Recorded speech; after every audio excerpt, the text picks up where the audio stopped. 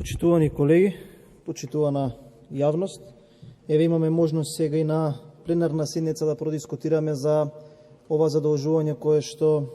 за кое што дискутиравме и на Комисијата за финансирање и буџет. Нажалост, ако по претходната точка за викенд за ДДВ имавме можност да бидеме конструктивни, да даваме предлози за да се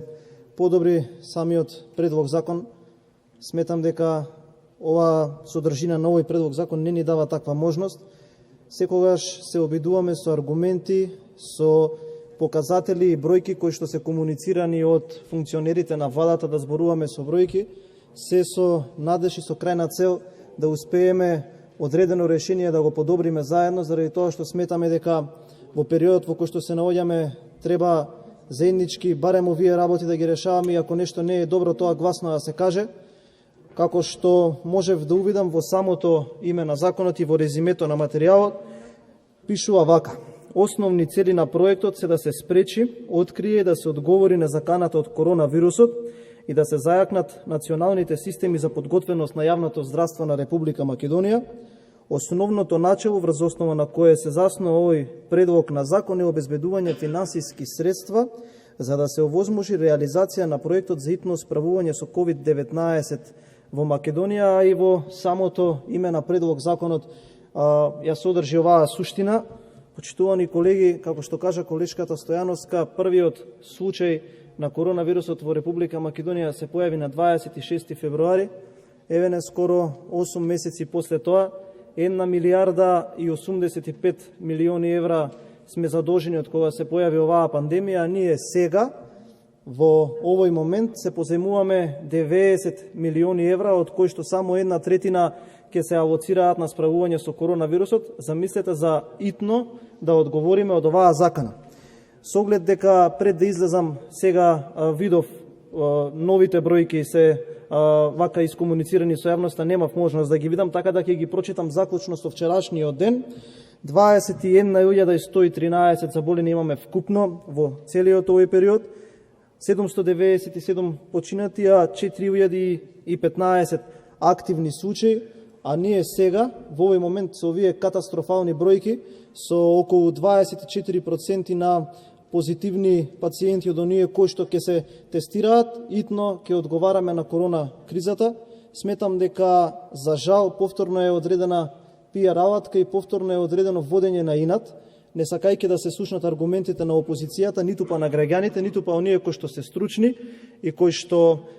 можеби овие пари би им завршиле најмногу работа. Јас сметам дека е тотално несоодветно да сме задолжени 59,5% од бруто домашниот производ и кај да е да ја пробиеме онаа психолошка граница од 60% за задолжувањето од бруто домашниот производ, со тоа што би влегле во групата на високо задолжени земји. Јас сметам дека е апсолутно недопустливо да сме во минус 920 милиони евра,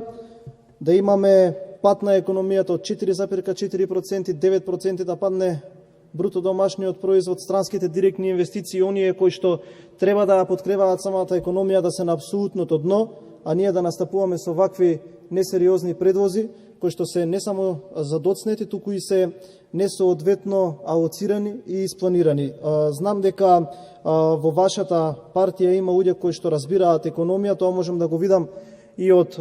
дискусиите во комисијата, така да апелирам на една свесност, да давате предлози внатре во партијата, за да може овие работи да имаат максимална ефективност, затоа што по сите овие параметри кои што се искомуницирани од вашите министри, сметам дека не ни дава за можност да правиме екзебиции или авантуристички да влегуваме во процесите, токму кога најголем дел од населението, токму кога голем дел од малите, средните па и големите предпријатија имаат големи проблеми, така да секоја буква или секоја цифра што ќе се напише на ваквите предлог закони треба да биде детално испланирана, треба да се знае од каде треба да се започне, од каде да се обезбеди таа сума и каде треба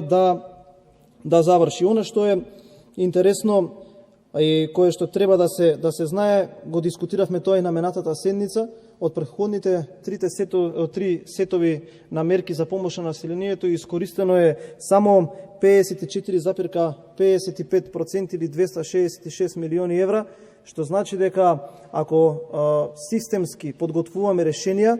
треба да тргнуваме и да ја свртиме обратно пирамидата, кон оние на кои што се наменети, тие да дадат предвози, за да може сите овие работи да се поцелоисходни и да имаат поголем ефект. Сметам дека треба финансиска рационализација, повеќе сметка да се води на тој дел, да се истражи убаво, заради тоа што 40.000 нови невработени, наездата на фирми кои што ќе се случи во наредниот период паралелно со овој есенски пик ќе се затвараат, ни дава можност, а и должност на сите ние кои што сме тука избрани од граѓаниве, поревносно да се занимаваме со самиве финансии. Би кажал и уште една работа и уште еден аргумент. Минатата седница зборувавме за викенд без ДДВ. Имавме забелешки кои што сметавме дека треба да се инкорпорираат за да го зголемиме максималниот очекуван ефект. И од оваа говорница и од говорницата во комисијата се спомнува суми кои што